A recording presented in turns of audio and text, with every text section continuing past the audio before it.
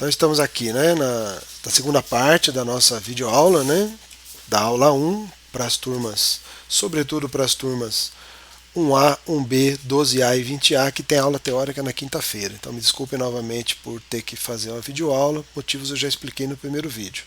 Então sem mais delongas, vamos adiante aqui, ó.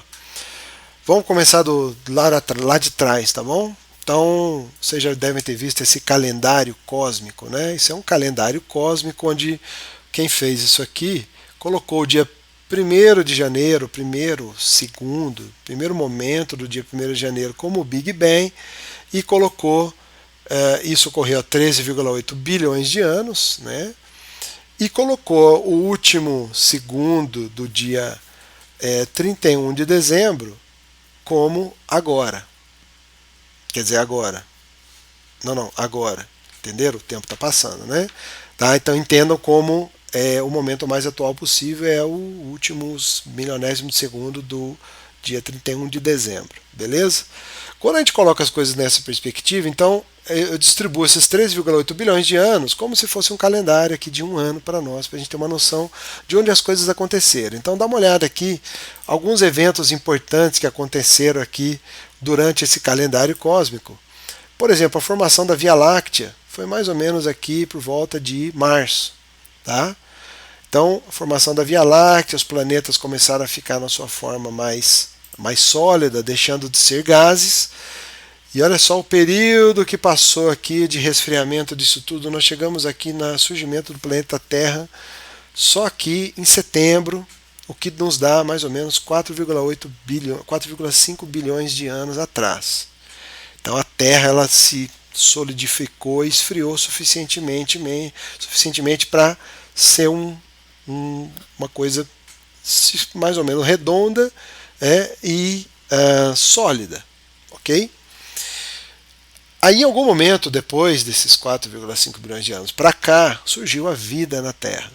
Então, para vocês terem uma noção, a vida na Terra surgiu mais ou menos aqui, ó, final de setembro. 3,7 bilhões de anos é considerado o surgimento da vida na Terra.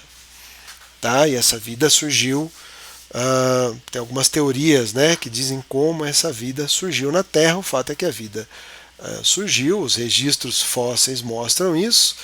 E depois que surgiu a vida, então algumas coisinhas começaram a acontecer. Por exemplo, já no início de outubro nós já tínhamos fotossíntese. Então essa vida surgiu nos oceanos e de alguma maneira evoluiu para algas, né, tipos de plantas que começaram a fazer fotossíntese, pegar a energia solar que era muito intensa na época, porque não havia uma atmosfera muito boa ainda, e fazer fotossíntese em grande quantidade, porque o planeta era quase todo oceano.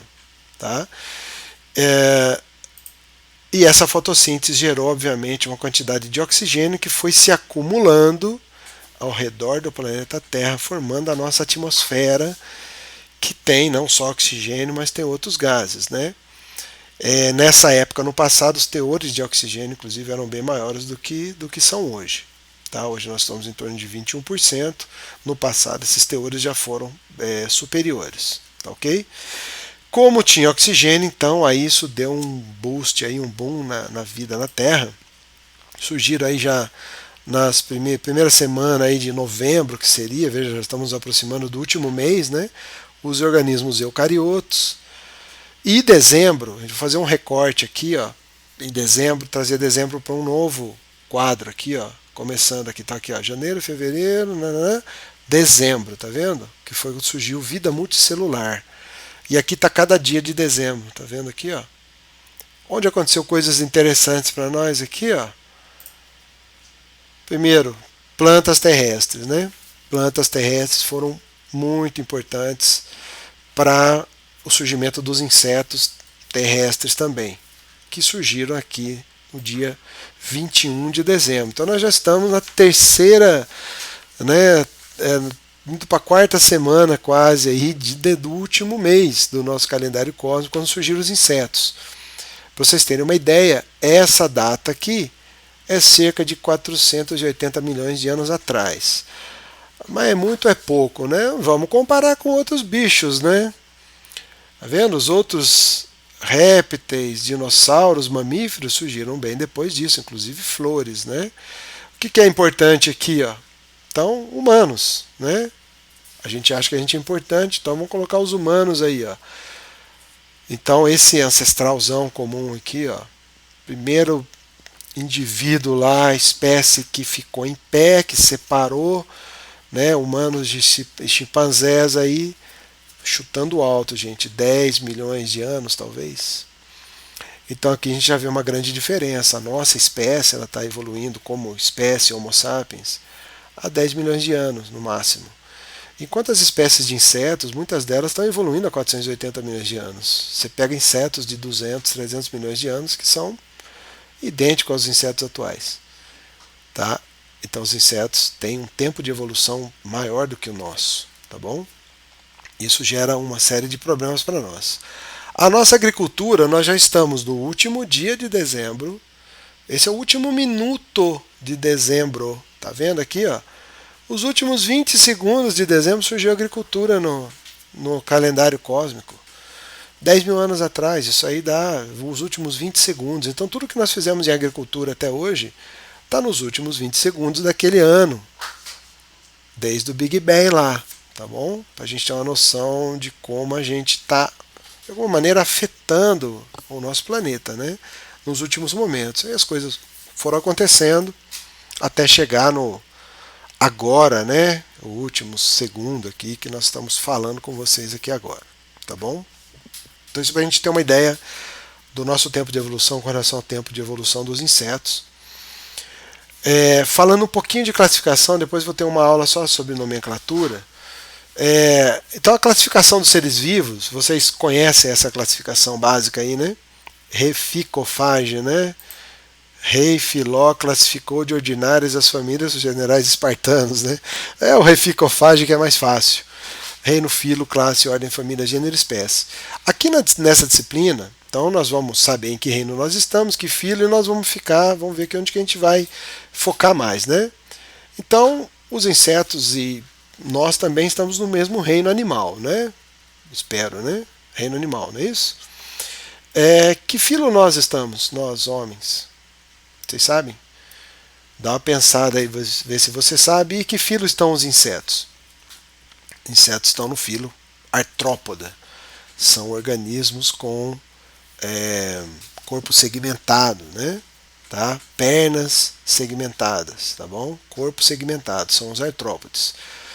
Dentro dos artrópodes tem algumas classes, uma dessas classes é a classe dos insetos. Então, os insetos, eles são uma classe dentro de um filo, tá bom? As ordens e as famílias são várias e é aqui que a gente vai focar, gente, a entomologia geral. A entomologia geral vai trabalhar muito em nível de ordem e família.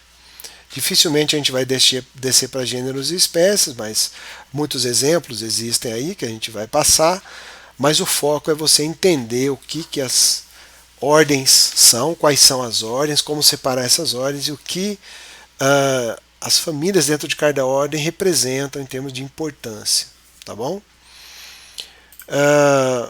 Então brinca com esse cara aqui, ó. O que você sabe sobre esse cara aqui, ó? Tá? Então tá no reino animal, filo cordata, aposto que você não lembrava mais, né? Cordata, que tem coluna vertebral, classe mamália.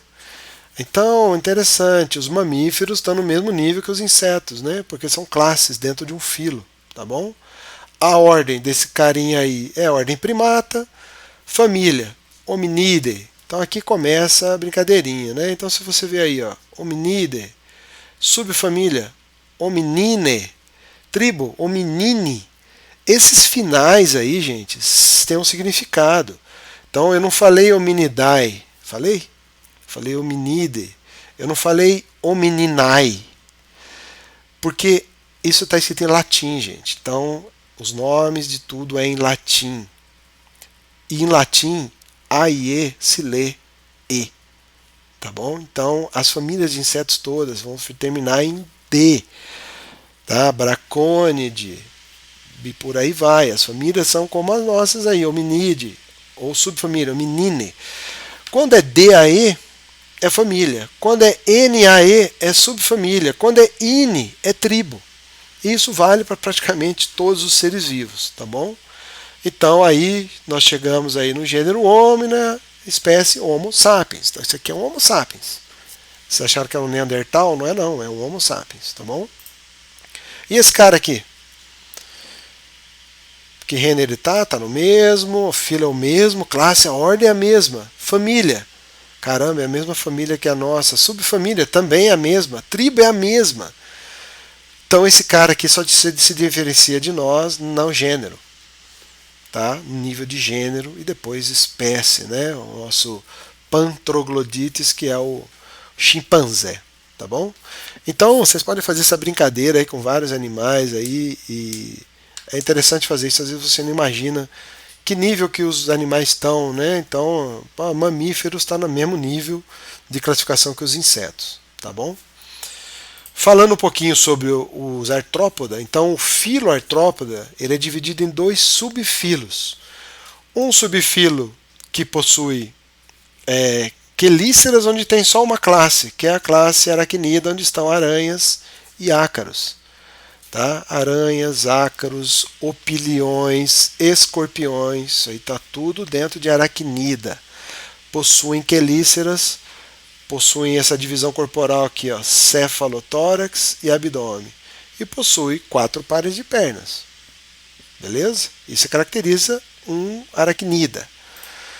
No outro subfilo estão os artrópodes que não têm quelícera. Então eles vão ter mandíbulas, vão ter alguma coisa desse tipo para mastigar.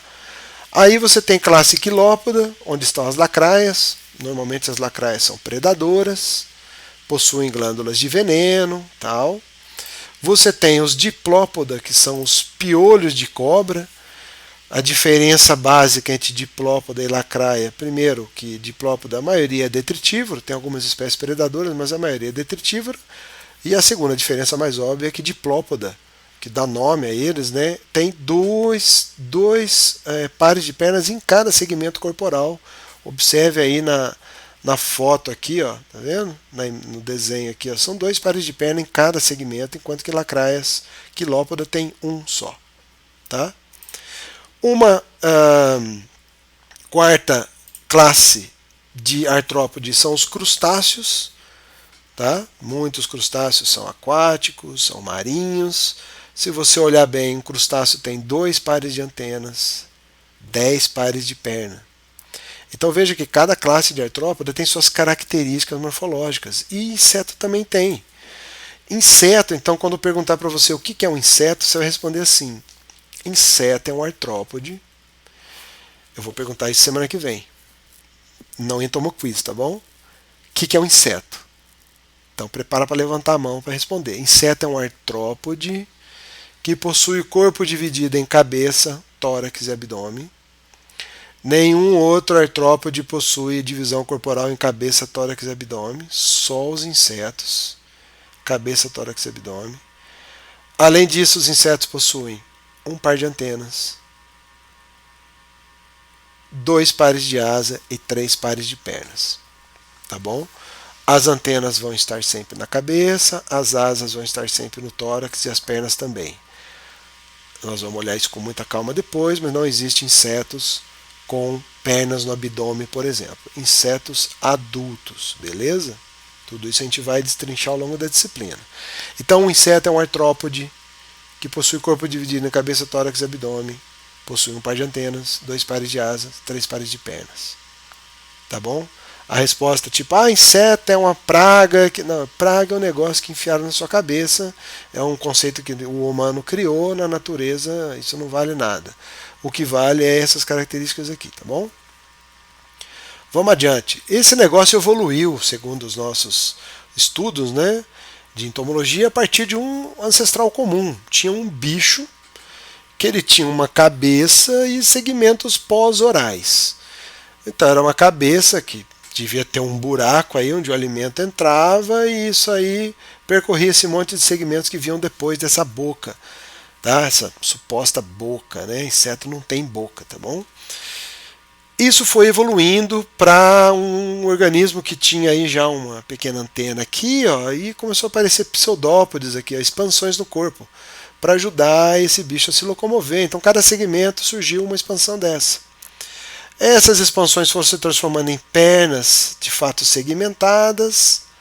Tá vendo? A cabeça foi ficando mais diferenciada. Algumas pernas dessa eram úteis para ajudar o inseto a comer o alimento, sabe? Enfiar o alimento para dentro daquela boca, né?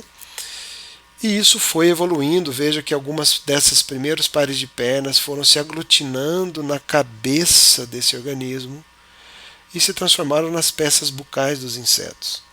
Então, quando você for estudar peças bucais, você vai ver lá palpos labiais, palpos mandibulares, maxilares, desculpe, que parecem mini pernas. É porque isso eram pernas de fato no ancestral lá. As asas surgiram a partir de lobos, né? Esses lobos paranotais aqui que surgiram assim na primeira parte do tórax, na segunda parte do tórax, na terceira também. Com a evolução, alguns desses lobos se desenvolveram em asas, enquanto outros lobos eles acabaram desaparecendo. Por exemplo, os insetos não tem mais esse lobo nessa primeira parte do tórax aqui, tá bom? Isso aqui desapareceu, não tinha uma função, ficou as asas, né? Mas esses lobos desapareceram. As pernas, se haviam ainda, também sumiram no abdômen, então os insetos adultos eles não vão ter pernas no abdômen, tá bom? Então esse é um processo de evolução, né? Como a nossa evolução é essa aqui, né? Espero que todo mundo chegue, né, nessa evolução aqui. E se você quiser acreditar em evolução, né? Eu acredito porque os registros fósseis mostram isso, né? Mas tem outras teorias, você é livre para acreditar, por exemplo, em criacionismo e outras teorias. Eu só acho que ia dar muito trabalho para algum tipo de Deus ficar fazendo um monte de bicho enterrando lá para a gente encontrar esses fósseis depois, né? Então eu acho que ele fez um plano básico lá e depois deixou a coisa correr e as espécies evoluíram, tá bom? Mas isso é o que eu acredito, não necessariamente é o que você tem que acreditar, ok? Tá? Então aquele artrópode lá ele evoluiu e ele virou as espécies de insetos como elas estão hoje, que elas continuam evoluindo. Só que o nosso tempo de vida na Terra é muito curto para presenciar, né? A gente presencia alguma especiação, né? Espécies que começam a se modificar em função de uma modificação no ambiente, tem vários exemplos disso, mas o nosso tempo aqui é curto para a gente presenciar uma grande modificação, uma grande especiação, tá bom? Mas ela está ocorrendo, tá bom? Beleza. Qual que é o problema desse negócio de inseto? E o problema é o seguinte, cara. Então os insetos eles surgiram há 480 milhões de anos, né? O grupo insetos, que tinham espécies que não existem mais, tem espécies que surgiram um pouco depois. Mas o que aconteceu no planeta Terra nos últimos 480 milhões de anos? Olha para trás os registros, o que você vai encontrar? Você vai encontrar pelo menos 5 extinções em massa aqui, ó. Tá vendo? Aqui está o zero, que seria o hoje.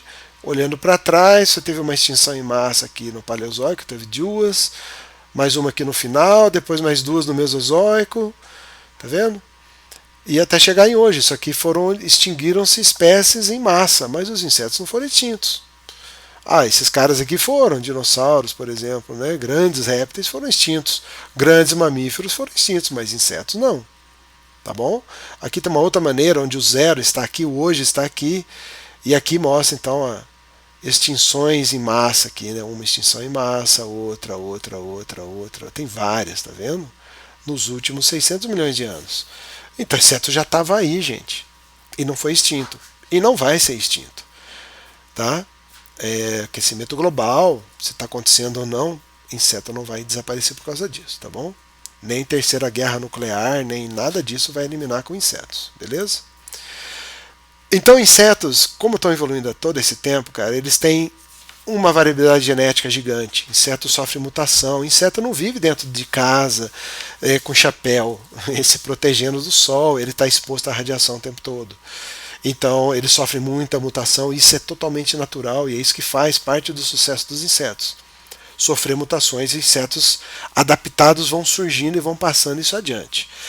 Além disso, o inseto é pequeno. Encontra abrigo e alimento muito fácil, tá?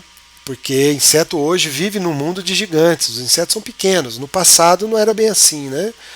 Lembra que eu falei que no passado o teor de oxigênio era diferente, a quantidade de recursos que existia lá 300 milhões de anos era outra. Então os insetos eram grandes, uma libélula podia ter 70 centímetros de envergadura de asa. Então a libélula era do tamanho de uma águia. Era um predador que voava por aí ou planava por aí. Imagina que terror que não era se encontrar a libélula desse tamanho para te comer, né? Hoje insetos são pequenos, então isso é uma grande vantagem adaptativa morar num local onde tem tanto recurso se você é tão pequeno. Insetos ainda sofrem metamorfose, que nós vamos falar daqui a pouquinho. O tipo de metamorfose básica, né? Depois vai ter uma aula só sobre isso. Então isso adapta, o inseto se adapta ao alimento muito facilmente. Ainda tem insetos que apresentam sociabilidade, então insetos que apresentam divisão de trabalho, tem o rei, tem a rainha, tem as operárias, tem as jardineiras, tem os soldados. Então, os insetos podem se organizar de maneira muito boa. E se eles são insetos praga, é difícil de controlar. Mas se eles são insetos benéficos, tipo abelhas, a gente também usa isso e rouba o mel das abelhas, né? Inseto voa. Isso aqui é um grande lance para os insetos, cara. Quantos organismos conseguem voar? Você conta aí na sua mão aí, ó. Aves, mamíferos, só os quirópteros, né? Morcego. Ave também não é toda ave que voa, né? Tem uma parte de ave que não voa. Réptil não voa mais, né? Que eram os dinossauros alados aí, não existem mais. Então, inseto. Então você só tem esses três grupos que voam. E desses três grupos, quem domina esse negócio é inseto em número de espécies, pelo menos, tá bom? Então voar permite que um organismo pequeno colonize o planeta quase inteirinho. Você não vai encontrar inseto talvez no alto mar, no meio do Oceano Índico, no meio do Pacífico, no meio do Atlântico. E talvez você não vai encontrar inseto a partir de 4.500 metros de altitude. Fora isso, meu amiguinho, estão em praticamente todo local, beleza? E além disso, o inseto ainda tem alta fecundidade. Uma fêmea, se está acasalada, ela deixa centenas, às vezes milhares de descendentes. E todos esses descendentes vão carregar aí a carga genética dessa fêmea e vão gerar novos descendentes. Então é um processo de multiplicação muito acelerado que garante muitas vezes até o sucesso invasivo dos insetos. Eles invadem ambientes novos com muita facilidade, tá bom? Então são tremendamente adaptados, cara. Por isso que você lidar com insetos, manejar insetos, por exemplo, na agricultura, nós acreditamos que você precisa ter um esquema para fazer isso. Não é utilizando um método de controle, por exemplo, químico, que você vai resolver problema com os insetos, porque olha como eles são adaptados. Olha para tudo isso aqui e veja que você precisa trabalhar, por exemplo, com um conjunto de métodos para regular as populações de insetos que atacam as plantas, tá bom? Sobretudo utilizando o método de controle biológico que evoluiu também, né? Os inimigos naturais são insetos, evoluíram junto com os insetos praga, então por que não usar organismos que estão tão adaptados quanto organismos que a gente quer controlar? Essa é a ideia, tá bom? Mas isso é motivo para para a JET 102 e para a disciplina de controle biológico. E para quem é da floresta, manejo integrado de pragas florestais, beleza? Muito bem, só que tem exceções, né? Então tem mais isso ainda. Você olha esse bicho aí, você fala, poxa, que diabo é isso, né? Então é um artrópode, mas eu não consigo encaixar isso aqui em artrópode nenhum, porque tem 2 pares de pernas só. O que eu faço com isso aqui? Bom, isso é um ácaro, deveria ter 4 pares de pernas, deveria ter o corpo dividido em pelo menos 2 partes, né? Então tem alguns organismos artrópodes que são muito diferentes. Esse aqui é um. Por exemplo, esse aqui. Olha que belo ácaro, né? Mas caramba, tem 3 pares de pernas só. Esquisitão esse ácaro, hein? 3 pares de perna. Isso é uma mosca, gente. Isso é uma mosca de um gênero Braula, tá? Então uma mosca adulta. Cadê as asas? Não tem. O inseto não é obrigado a ter asa não, viu? Nem antena, nem perna, tá?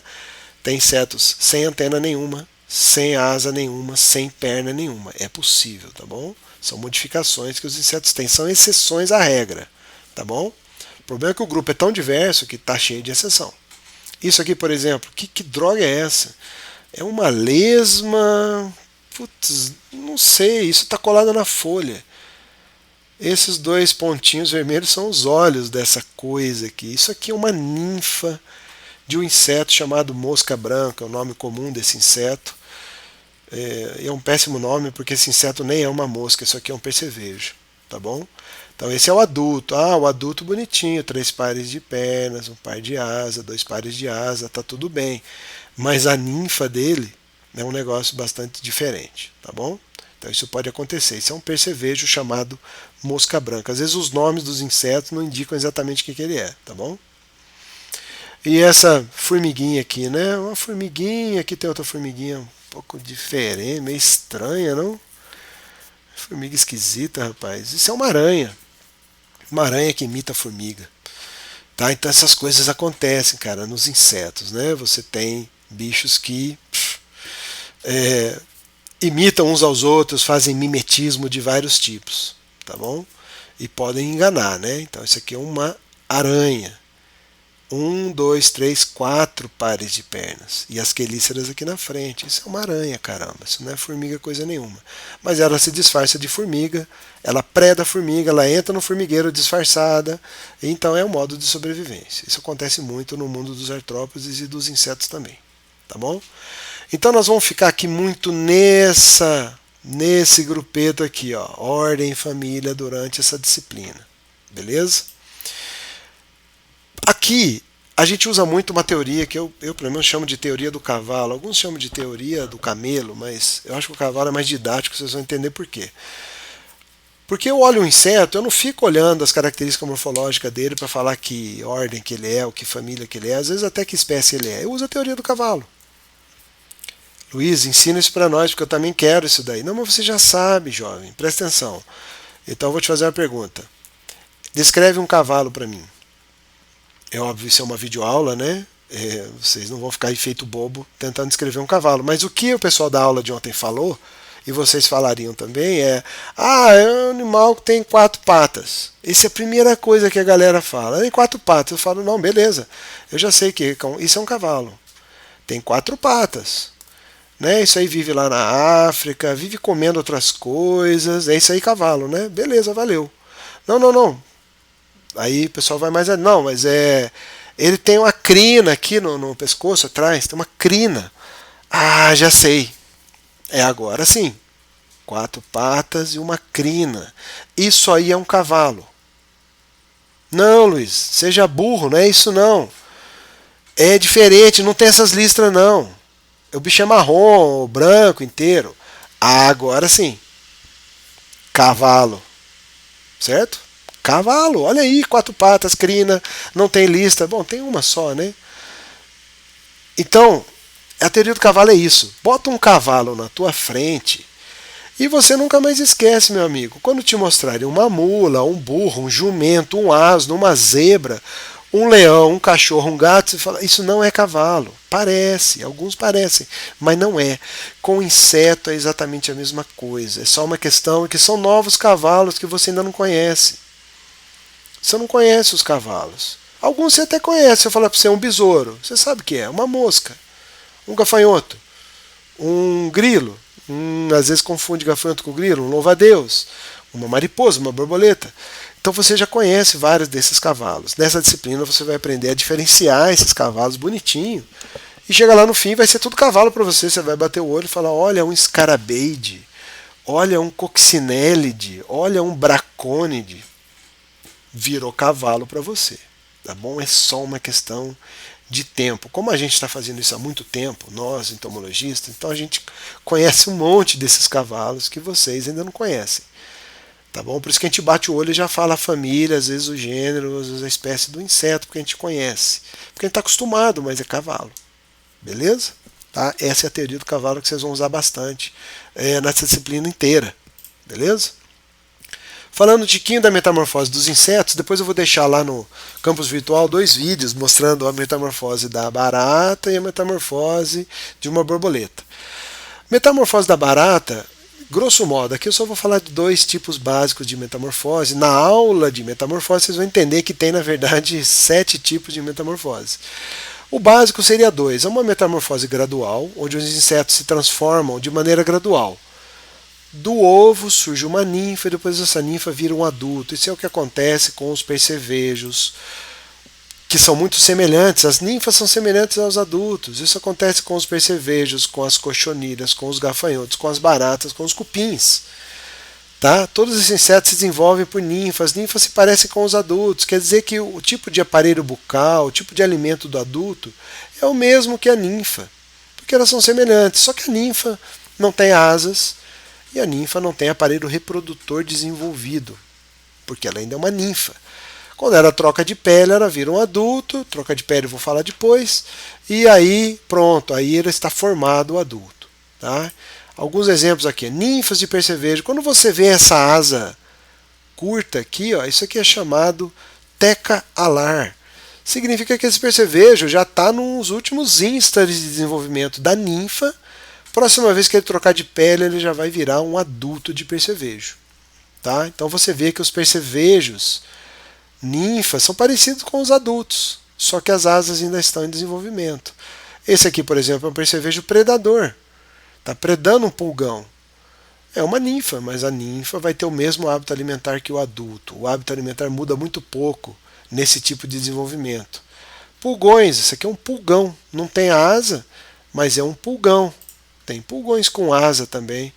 Olha que as ninfas são muito parecidas com o adulto, só que são pequenininhas e não conseguem se reproduzir ainda, tá? Mas podem surgir asas nos pulgões para eles se dispersarem, né? Assunto para outra aula. Ninfas da tal da mosca branca, isso aqui foge da regra. Ó. As ninfas parecem umas lesmas coladas na folha, assim, tá vendo? Elas são imóveis, elas não se movimentam. Então esse é um caso onde a ninfa não parece com o adulto, mas é uma exceção, tá bom? O segundo tipo de metamorfose é chamado holometabolia, metamorfose completa, porque o inseto vai mudar de forma muito drasticamente. De ovo ele passa para uma forma de larva, que se desenvolve até se transformar em pupa e depois adulto. Então já aqui eu vou chamar a atenção. Então esse tipo de metamorfose tem 4 fases: ovo, larva, pupa e adulto. Presta atenção na palavra pupa e me diga aí quantas letras tem essa palavra. 4, né? Então quando você escrever em algum lugar pulpa, que o pessoal gosta de meter um L no meio aqui, gente. Põe um L aqui no meio, pulpa. Não existe essa porcaria de pulpa. É pupa, tem 4 letras. Se você escreveu com 5 letras, apaga, tem alguma letra a mais aí. E normalmente é um L que você mete aí no meio. Faz esse favor para mim, de nunca na sua vida escrever pulpa, tá bom? Tá proibido daqui para frente. Pupa tem 4 letras e é uma fase que transforma a larva num adulto. Então veja a diferença aqui no formato, tudo é diferente. A larva é completamente diferente do adulto. Quer dizer que essa larva pode viver no solo, pode comer raiz, esse adulto pode viver na parte aérea da planta e comer folha. Pode ser o contrário, entendeu? Lagartas se alimentam, lagartas de Lepidoptera, né? Mandruvá, come folha a vida inteira, e o adulto de borboleta? Nem boca tem. O aparelho bucal só suga líquidos, então são organismos, fases muito diferentes. Isso é uma grande adaptação. Quem tem essa adaptação? Os principais grupos de insetos, gente. Borboletas, besouros, as moscas e o grupo das formigas, vespas e abelhas. Tá bom? Então, esses grupos que estão com os nomes comuns, cada um desses é uma ordem de inseto. Que nós vamos aprender ao longo do tempo aqui. Cada um desses é uma ordem. São as 4 principais ordens de insetos. Tá? Então, não deixa depois de assistir o videozinho da transformação da barata e da borboleta, tá bom? Para você sacar bem essa diferença aqui da metamorfose. Tá aí as larvas, né? Então, larvas de Lepidoptera. Isso aqui é uma larva de um besouro, predadora, inclusive, que tem essas pernas compridas. Isso aqui é larva de joaninha, gente. Joaninha, aquela vermelhinha, isso é a larva dela. Tem pernas compridas, é predadora. Isso aqui são larvas fitófagas, se alimentam de folha. Tá vendo? Mandruvá, curuquerês, lagartas que queimam, tem larvas que vivem dentro do tronco da planta, se alimentando da planta, tem larvas que vivem em madeira, mas o adulto não, o adulto está vivendo em outro lugar. Então a diferença é muito grande no tipo de alimentação, no hábito onde ficam, tá bom? Larvas que vivem dentro da epiderme da folha, ó. Ó, a larvinha era pequenininha, ela foi fazendo essa mina, isso aqui chama mina, ela foi cavando essa mina entre as duas epidermes da folha. Tá? E aí no final se desenvolveu aqui uma pupa. Tá bom? Então, a diversidade dos insetos é essa aqui. Ó. Essa figura eu gosto muito dela, que ela representa. Aliás, ela está num dos livros texto nosso aí, que é o livro do Gulan. Tá bom? Um livro muito bom, um resumo de entomologia que tem na biblioteca para vocês consultarem. O que significa essa figura aí? Significa que essa mosca gigante vai destruir tudo. Não, significa cada grupo de organismos, seres vivos, representado pelo seu número de espécies. Então, inseto tem 1 milhão de espécies, 1.200.000. A perspectiva é que insetos possam chegar até 4, 5 ou 6 milhões de espécies. Então a gente conhece mais ou menos 20% das espécies de insetos que existem no planeta. Isso baseado aqui então nesse 1 milhão, 1 milhão e pouquinho. Tá vendo? 1 milhão é inseto. Compara aqui conosco aqui, ó. Esse bicho chifrudo aqui somos nós. Está representando os mamíferos, tá vendo? Estamos na classe, né? Classe insecta, classe mamália. Olha o tamanho, a quantidade de espécies de mamífero que tem, a quantidade de espécies de inseto, cara. Olha ácaro, o ácaro já é mais grandinho, tá vendo? Milhares de espécies. Olha réptil, porcariazinha. Planária, não sei o que. Olha os anfíbios aqui, ó. Aves, plantas, tá? Algas, peixes, tá vendo? Tá tudo representado aqui em função do número de espécies, ou seja, inseto é que domina esse planeta, cara, em termos de adaptação para explorar os recursos do planeta. Então não tem como você não estudar inseto, cara. Isso aí vai fazer interface com a sua vida profissional em algum momento. É uma praga que eu estou rogando para você. Pode escrever isso aí, tá bom? Você vai precisar de inseto em algum momento da sua vida. Portanto, aprenda sobre insetos. É uma boa coisa a se fazer. Olha aqui, ó. Estão representados num disco aqui, né? Os artrópodes frente ao resto dos organismos todos. Aqui dentro de artrópodes, aqueles que são holometábola, olha aí, ó. Besouros, vespas, formigas e abelhas, moscas e borboletas e mariposas, tá vendo? Aqui estão os percevejos, ó, nesse grupo aqui, ó, tá vendo? Então eles são muito menos abundantes em número de espécies. A principal razão disso é porque eles são paurometábola, eles não são holometábola, tá bom? E alguns grupos menores aí, tá? Até alguns que são holometábola e não se desenvolveram tanto quanto esses. Esses aqui é que realmente têm sucesso na colonização do nosso planeta, beleza? Olha aqui essa foto, só alguns besouros aí, ó. Quando eu olho essa foto aí, eu jogo a teoria do cavalo aí, eu sei que esse inseto aqui, ó, é a mesma família que esse, é a mesma que esse, esse aqui, esse aqui também, esse, tá vendo? É tudo cavalo, gente. Isso aqui é tudo a mesma família. Esses que estão marcados aqui, até esse aqui que eu não marquei, é a mesma família dos outros. Porque eu sei que um besourão assim, com essas antenas longas inseridas em uma elevação na cabeça, é tudo a mesma família. Isso aí são os besouros serra-pau. Tá bom? Besouro serra-pau, tudo a mesma família. Para mim, tudo cavalo. Espero que com o tempo vocês consigam enxergar esses cavalos aí também. Beleza? O que inseto serve? Para que tem inseto, caramba? Porque exerce um monte de função nos ecossistemas. As principais, assim, para falar o mínimo do mínimo, né? Primeiro, nós temos insetos que comem plantas. As plantas são chamados produtores, né? Conseguem pegar energia solar e armazenar essa energia, mas tem inseto que vai lá e rouba essa energia. Isso é chamado fitófago, entre aspas, aí com 1 milhão de aspas. Pragas, né? As pragas agrícolas vão estar dentro desse grupo dos fitófagos, ou também chamados de herbívoros, né? E em termos de teia trófica aí, ou cadeia, isso aí é um consumidor primário, né? Porque ele se alimenta diretamente na planta que produz ali, consegue armazenar a energia. São consumidores primários, organismos fitófagos, e é aqui dentro que vai estar o nosso problema, que eles resolverem comer a mesma planta que eu também quero comer, tá bom? Só que eles não estão sozinhos, tem um segundo grupo que vem logo na sequência trófica aí, ó, que são os predadores, ou para nós aqui na entomologia chamado de entomófagos. Fago é comer, entoma é inseto. Comem insetos, então são insetos que comem insetos, eles se alimentam desse consumidor primário, que é a nossa suposta praga. Tá? Então eles fazem o controle biológico para nós. Tá? É isso que é o controle biológico de pragas. Né? Eu tenho um inseto ou alguns outros organismos que atacam os insetos praga e regulam as populações deles, sem que isso provoque nenhum desequilíbrio ambiental nem contaminação com inseticidas. Tá bom? Fazendo uma propaganda aí da disciplina de controle biológico. Bem, esse é chamado inimigo natural. É o nosso, em grosso modo, para chamar de predadores, né? Mas vocês vão ver depois que nós temos predadores, mas tem um outro grupo especializado chamado de parasitoides. Todos são inimigos naturais, são consumidores secundários nessa teia trófica aí.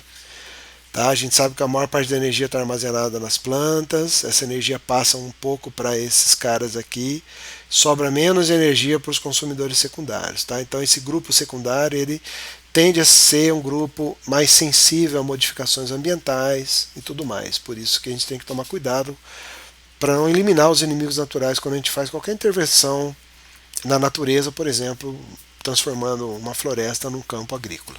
Tá bom?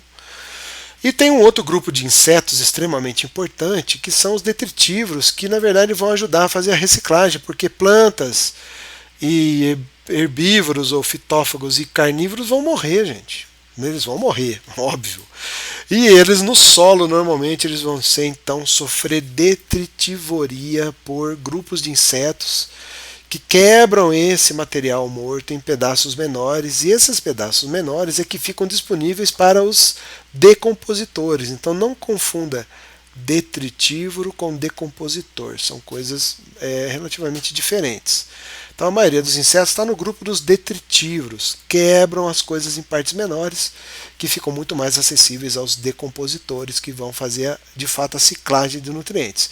Mas se não tiver o detritívoro, para quebrar, esse processo de reciclagem demora muito mais e um ecossistema pode ruir por falta de ciclagem de nutrientes se eu eliminar os detritívoros, insetos detritívoros, de um sistema.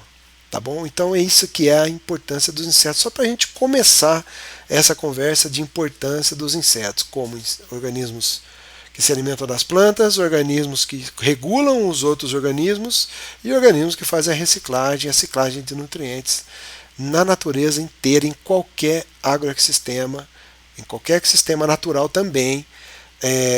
Insetos estão presentes, devem estar presentes nesses 3 níveis tróficos, pelo menos, fazendo essas funções importantíssimas para esses sistemas. Tá bom? Fico por aqui, próxima aula presencial. Ok? Muito obrigado, um abraço a todos.